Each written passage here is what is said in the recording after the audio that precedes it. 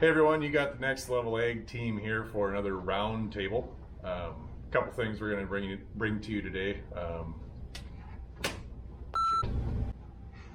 We'll cut that part out.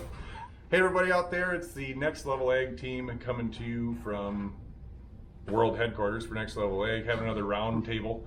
Got a few topics for you today. I'll kick it off with just where we're at as far as the growing season. We're tailing off to the end of summer, got things that we're closing out, processes, spraying, things like that. What my mind is on right now is getting data from planters into combines, so that's ready to go as far as mapping and closing out the year of data and tracking and seeing what everything did. So we got to finish that process, and also starting to think about new projects going into next year. So we're in that mode. Also, seed kickoff season is right around the corner. We got some meetings coming up for that. So as information comes out, we'll share that with you guys. But to share a little bit about what's going on here, I'll kick it over to Matt. Yeah, Brian mentioned we were finishing up some spraying, so there's a lot of fungicide stuff going on right now with corn, sugar beets, edibles.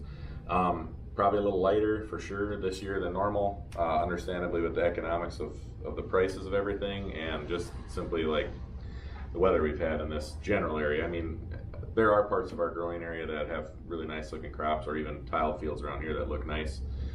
We've had a lot of phone calls about should we put fungicide on and such, and we're just being very honest and blunt with people, going, if you think your field could be better than crop insurance, then spend the money on it. If it's not, then save the money and let's try again next year.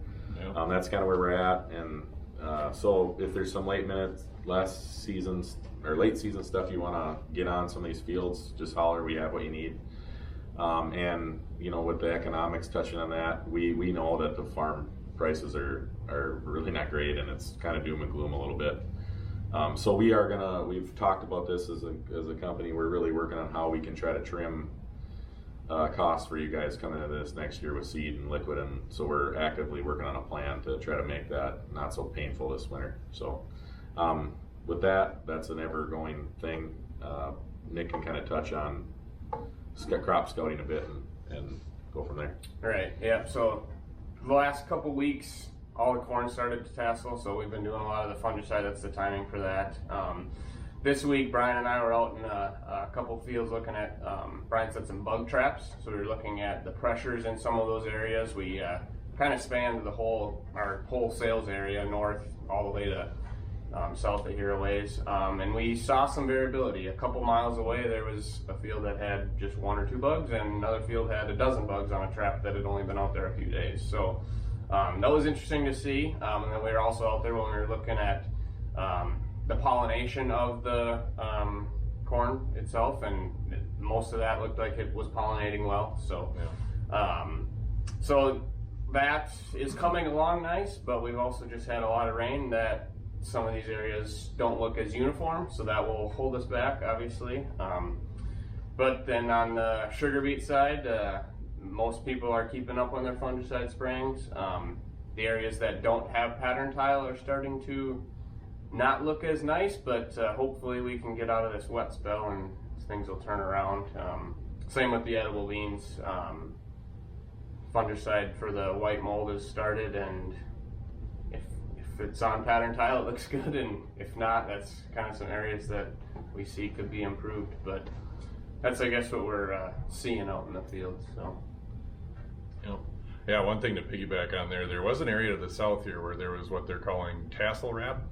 I've been looking into that a little bit, haven't honed in exactly on what's going on there. It seems to be only within one brand of seed that I've seen it, but I believe there's other factors around that too that we're trying to study and understand a little bit more. That's the first time we've seen that, but thankfully it's not affecting any of the fields that we have our products in.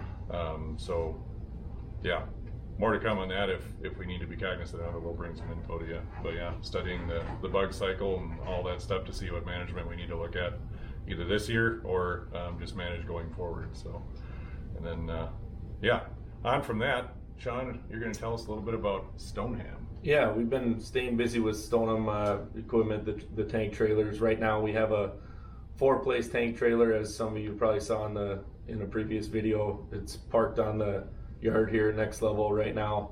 We're going to be coming out with triple tank trailers, double tank trailers, nurse trailers, and then right now we're going to start working on a van trailer as well. So staying busy with that. We'll actually be at FarmFest as well, August Is it 5th, 4, 5, and 6? 4, 5, 6, 7? 5, 6, 7, I believe. And we'll have a booth there. We'll have the quad tank down there. So if you're down there, swing by. Otherwise, if you want to take a look at it, see some of the different things we've done with it, swing on out. So, Yeah, absolutely. One last reminder too, Next Level Ag Invitational or Customer Appreciation event is coming up on Friday, August 8th. So we hope all of you will be able to join us for that. If you've been a customer of Next Level, you have the open invite. So join us for that.